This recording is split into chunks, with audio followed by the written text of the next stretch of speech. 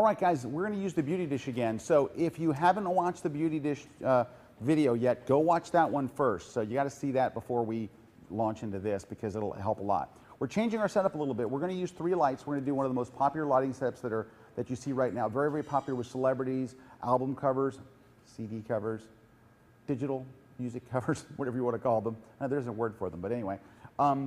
You see a lot of celebrity shots with these, a lot of sports portraits and things like that. And what it is, it's very, very hard-edged light. We can really get away with that when we're shooting, especially with shooting pictures of guys. But it's also becoming very, very popular with shots of women as well. And it is a 3-light setup. We're using the beauty dish up front, and then we have 2 lights in the back. And they're kind of crisscrossing. They're going to light both sides of your subject with a very, very hard, very, very direct, very dark edge light. So what I have here is, this is what really makes the backlights work. It's called a honeycomb grid. Now they come in different degrees, all right? They'll be in 10 degree, and the degree determines, you know, the lower number makes it a thinner grid, and then a wider grid, and then a little bit wider grid. So you're gonna put this onto the reflector. Now, since we're using Elinchrom lights, we have these little grids that actually snap right into them. So that's the key. You have a strobe in the back, it has a reflector on it, and then the grid goes on that. So this will snap the grid in back here. Let me just walk over here. Dropping stuff as I walk. And we're just going to snap this right into here. Like that. And again, so the reflector was going to send the light out this wide. We put the grid in it, and all of a sudden, boom, it comes in and you can really aim them. Now, speaking of aiming, this is where the modeling lights really pay off. When you have your subject in here, which we're going to bring our subject in, Jared, in just a moment, when we bring him in, we can use the modeling lights to kind of position where the light goes. And this is what the look of this is. Behind him, really, really bright light. It doesn't matter if it clips a little bit. Really, really bright light on this side from the back.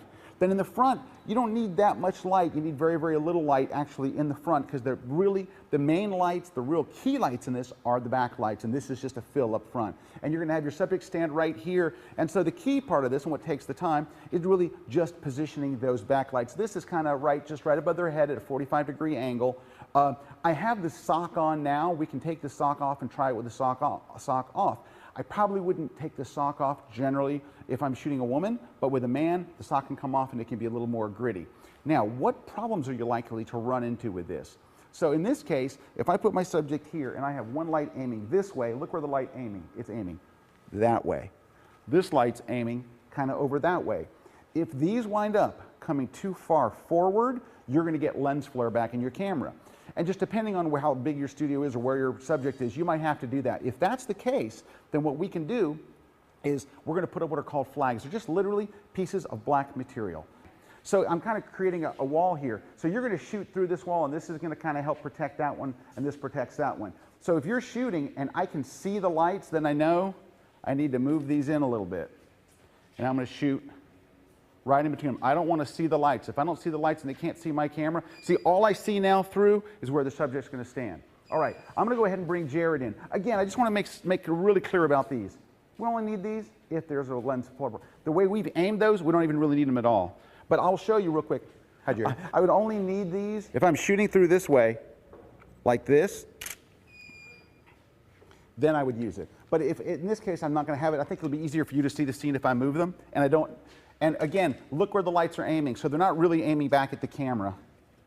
They're actually aiming kind of crisscrossing. All right, and look at the modeling lights. You can see right now what the look is going to be before I even fire. You can see from the modeling lights. You can see on this side of his face we have the bright light. On the left side of his face we got the bright light. And you can see a little fill coming from here. What you're seeing from the modeling lights is what you're going to actually see from the shot.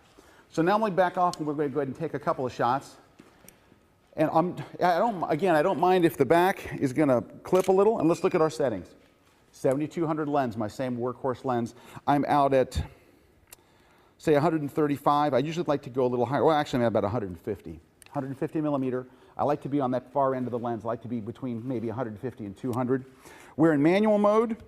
I'm at 125th of a second. You've heard that a million times. Now, because I'm using a beauty light, because it's so close to Jared, I can't be running this at f5.6. I already know this is going to have to be higher. I'm going to try, let's try f11 and see what we've got. Okay, ready? Here we go, Jared.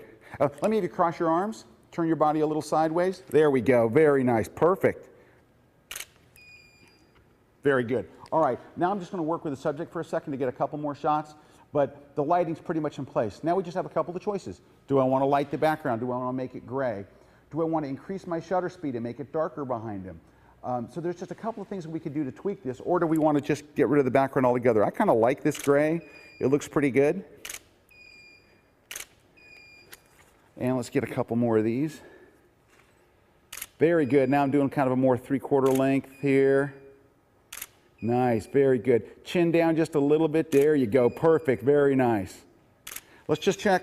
The one thing I'm worried about is let's make sure we're getting some light up in the eyes. Okay, the one thing that we could do is, if we wanted to get a little more light in there, we have to be careful we're not throwing it, is to put a reflector in up under them. So let me grab a reflector real quick. We're going to put a silver reflector up under him just to bring a little more light. I just don't want to get too much dark in there, but I also don't want this to turn into a beauty shoot even though we're using a beauty dish.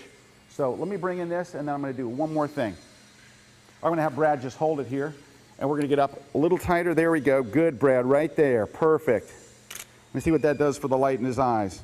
Okay, it's actually too much. Brad, I'm just going to have you lower it a bit, and let's see how that does.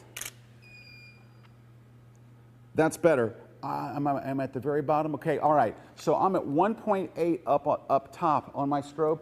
It's a little too bright up top now. So what I'm going to do is I'm going to switch this to group 1.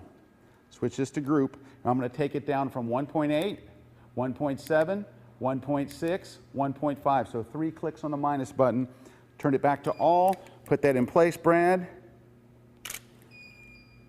Nailed it. That was it. Thank you, Brad. That looks great. Okay, so that's the setup. I'm going to try one last thing. Brad, can we take the sock off? I just want you guys to be able to see the sock does soften it. And with Jared, he's got such great skin. I want to, and when you're retouching guys, you can really let it go. And it got a little edgier. You can see the modeling light got a little edgier. Let's take a look. Woo, that's edgy city. This looks good. I got kind of spoiled by Brad's reflector though now.